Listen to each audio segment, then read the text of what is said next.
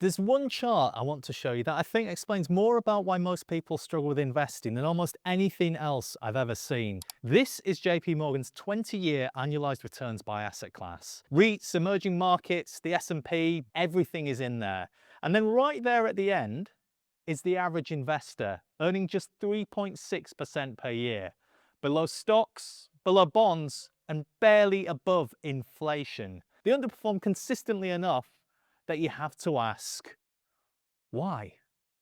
I'm James, I'm a former professional trader turned financial educator, and in this video I'll be sharing the system I've built to help you make sense of the markets, understand the cycle, and profit from these trends that predictably play out over many months. And to do this, we need to look at three things: the market cycle and its different regimes, the rotations that play out below the surface and when to move on them, and thirdly, how to bring all of this together and optimize your portfolio for inflation. Let's begin with the first of these because I'm not a maniac who begins at point two. So here's the tool I've been building based on what we're going to be going through in this video. The three stages of the market cycle: expansion, slowdown, and contraction. And you can see at the bottom of each of them, if we take expansion, how the market on average over the next 3 months has returned just short of 3%.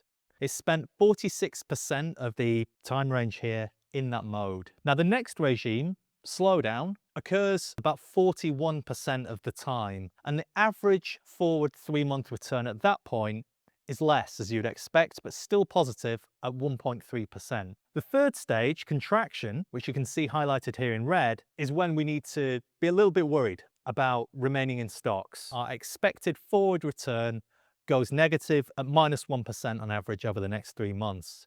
And that happens just 12% of the time. So what does that tell us then? Well, the market isn't random, first of all. It moves in phases, and those phases are predictable enough that if you know which one you're in, you can start making better decisions and get better returns.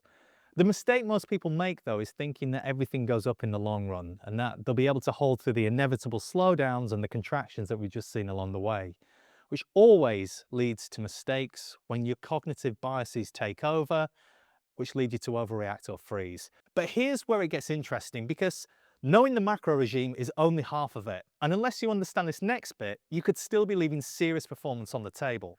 See, within every regime, not everything goes up equally. Some sectors lead, others of course lag, and the difference between owning the right expression of each stage versus just buying the S&P and hoping creates this gap that compounds over time into something pretty significant, as I'm about to show you. The featured ratio here shows the sector ETF, Industrials, XLI, versus the Consumer Staples ETF, XLP. And this ratio, again with the same green shading indicating when we were in expansion, shows you how industrials have tended to outperform staples by about 1% over the next 3 months. Now in a slowdown, this is where people aren't running for the exits and betting on a recession. We're still expanding, but at a slower pace. So that means that you generally want to go to companies that have more durable growth. So that might, for example, be a time to have a look at staples over other things. But here, this is where quality plays into its own. So durable companies that are capable of growing earnings throughout different market conditions, both in an expansion and slowdown, the returns have been positive. So what is the best place during contraction? Well, although the overall market might see a negative return, gold has tended to outperform, in this case, small cap stocks, by 6% over the next 3 months, which has occurred during contraction 14% of the time. And the other alternatives on the right-hand side might be things like long-term treasury bonds, so we're talking the 30-year, which is like TLT, or alternatively just 10-year treasuries. So the key here is to layer both the macro regime with the best possible expression within that. But there's one more variable we haven't looked at yet, which could give our returns a third source of edge: inflation. And it changes everything, because even in the same regime, two investors could get very different returns depending on their expression. Whether we're seeing expansion, a slowdown, or contraction, we need to factor this into our positioning. You can see the US CPI in orange, and then the three regimes. So when there's upside risk, which has occurred about 20% of the time, the neutral position which we're currently in, occurring about 25% or 1/4 of the time, and then deflation, which has actually been the dominant regime over the last 20 to 25 years that this chart is representing. So to break this down a little bit more clearly, let me pull up a chart from TradingView.